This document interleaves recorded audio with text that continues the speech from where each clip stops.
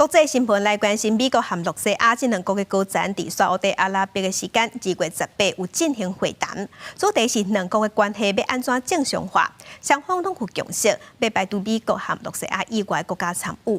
另外，洛西亚去拍乌克兰这场战争要安怎收煞，乌克兰和欧洲国家也拢真关心。即马个人拢有个人的打算。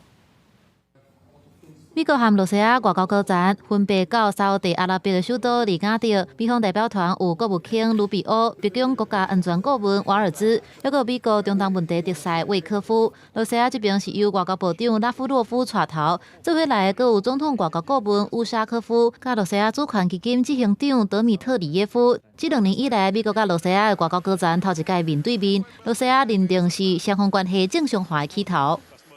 Главное начать реальную нормализацию отношений между нами и Вашингтоном. После сегодняшних, завтрашних переговоров, как вы считаете, есть шанс, что напряженность спадет? Давайте мы дождемся до завтра. Там серьезные люди, мы тоже с серьезным подходом приехали. 美国和洛西亚外交首长会谈的另外一个重点，就是为双方的元首方开铺路。对于北约组织的欧洲会员甲乌克兰互排除在外，引发乌克兰不满。美国和洛西亚的外交代表拢讲到，以2014年到2015年2届明斯克协议作例，指出互欧洲国家坐上未来的谈判道是无什么好处。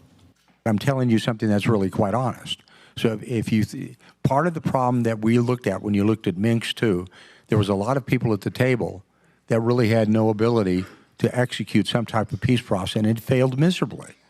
So we're not going to go down that path. Его перемирие и использовать его, чтобы укрепить Украину в военном отношении. То есть философия-то у европейцев никуда не делась, поэтому я не знаю, что им делать за переговорным столом. 也拿乌克兰进前提出要求洛西亚让出目前已经占领的土地来交换库斯克地区有关乎乌克兰控制的范围，洛西亚表示无赞同。Мысль какая-то присутствовала на переговорах об урегулировании относительно того, что какие-то территории нужно еще уступить. Уступить-то как? С людьми, с русскими? Или без людей? С одними редкоземельными металлами? 伫北约的欧洲会员国方面，面对美国甲洛西亚条件排除，包含德国、法国、英国甲波兰等国，拢咧想办法安怎汇集军事力量来协助乌克兰。不过，亲像提升国防预算占 GDP 的比例，派1号部队进驻乌克兰，甚至泽伦斯基之前讲到组成欧洲陆军的做法，欧洲各国也无共识。公司新闻，齐家人报道。